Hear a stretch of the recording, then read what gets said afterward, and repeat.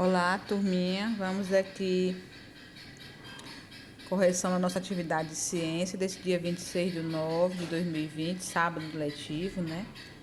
A atividade começa aí na página 88, Você cidadão do mundo. Água é elemento central das comunidades indígenas. Não só das indígenas, de todas, né, gente? Mas a gente percebe que a comunidade indígena vive muito em função da sua sobrevivência em função da água. As comunidades indígenas brasileiras utilizam os rios para saciar a sede, pescar, tomar banho e se deslocar, como já fazia em tempos atrás. Iara faz parte de uma comunidade indígena que vive na região do rio Paru Destes, no Amapá, e adora ouvir histórias dos rios, lagos e igarapés, contada por seus avós. Não vou ler na íntegra todo não, mas espero que vocês tenham lido. Aqui ele diz, olha, para os povos indígenas, a água é muito mais que um recurso natural utilizado para beber e necessário para algumas atividades diárias. Ela é um elemento central de muitas lendas e mitos que ajudaram a organizar suas vidas e as formas como devem agir em relação à natureza. Trata-se de uma relação de respeito e de conhecimento que resultou em uma forma de utilização sustentável desse recurso natural. Muitos dos rios que atravessam as terras indígenas foram afetados pelas atividades humanas, como a poluição, os resíduos de mineração, os agrotóxicos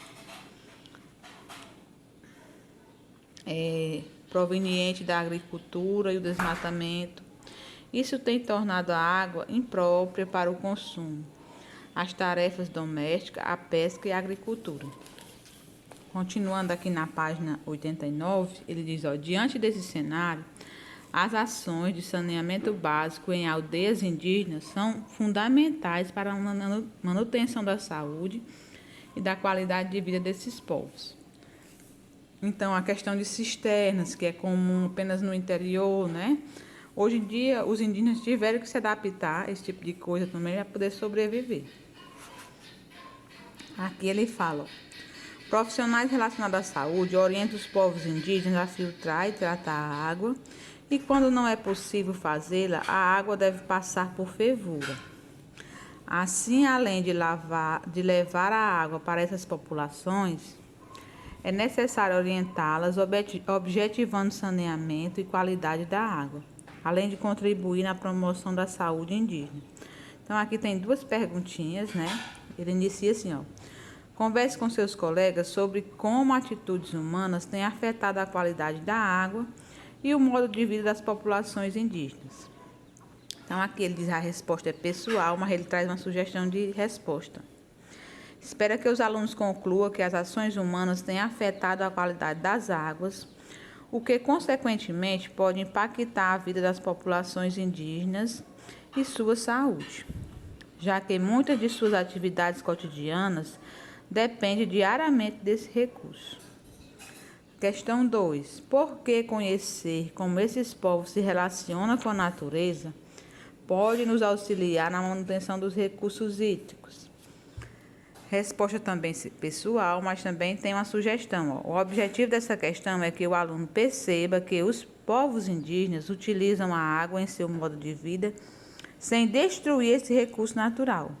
Isso poderia mostrar às comunidades não indígenas como explorar a água sem degradá-la, o que ajudaria em sua conservação ao longo prazo.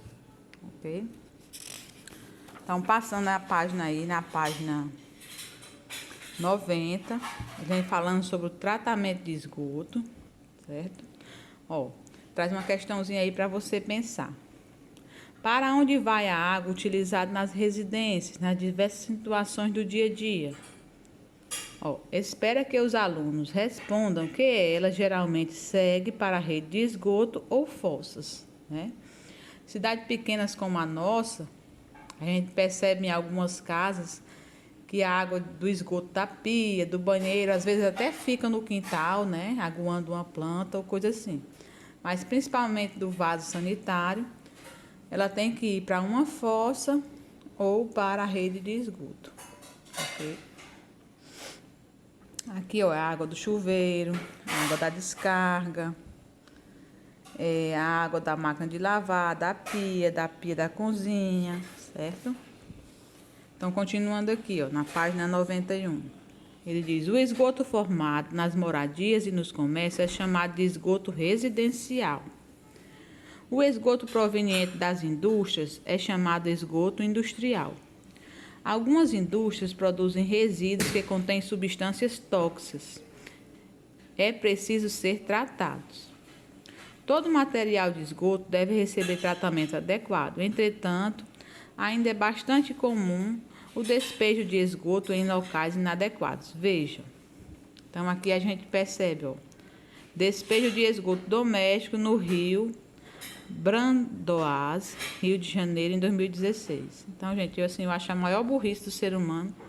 Como é que se você se encana, leva o esgoto para dentro do rio, se depois você vai precisar consumir a água desse rio? Até hoje eu não entendo quem inventou isso.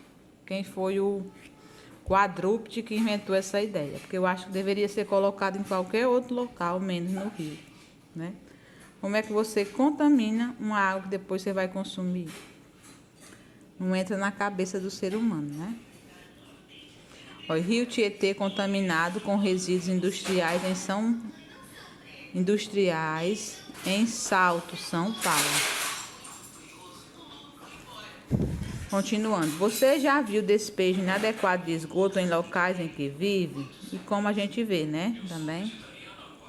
Converse sobre isso com os colegas. Felizmente a gente percebe aqui ao redor do nosso rio esgotos também, chiqueiros de porcos, uma água que depois vai ser consumida por nós, né? É triste, mas é verdade. Aqui ele diz, ó, cite medidas que podem ser tomadas para evitar o despejo inadequado de esgoto. Então, aqui ele traz como resposta: espera que os alunos citem medidas como fiscalização, multas aos infratores, né? Ó, o esgoto deve ser coletado por meio de tubulações e encaminhado a uma estação de tratamento de esgoto antes de ser devolvido ao ambiente. Isso era o ideal, gente. E eu ainda acho que esse ambiente não deveria ser o rio. Deveria ser, depois de tratado, o esgoto deveria servir para aguar uma plantação, porque aí a terra já ia filtrar e tudo mais, né? E não ser diretamente, mesmo que tratado, que eu não acredito muito nesse tratamento, ser lançado nos rios. Nessas estações, o esgoto passa por tratamentos para diminuir a quantidade de poluentes da água e reduzir os seres microscópicos causadores de doenças. Após receber o tratamento, a água geralmente é despejada no rio. Isso aqui que eu sou, assim, fico indignada com isso, como eu digo. Mesmo depois de tratada, essa água desse esgoto deveria ter outro fim, outro destino que não fosse diretamente o rio. Não é verdade? Continuando. Converse com os colegas sobre a importância do esgoto passar por tratamento antes de ser despejado no ambiente. Então, aqui ele trouxe a resposta. Espera que os alunos percebam que o esgoto precisa receber tratamento, pois todo o seu conteúdo vai ser despejado em um rio.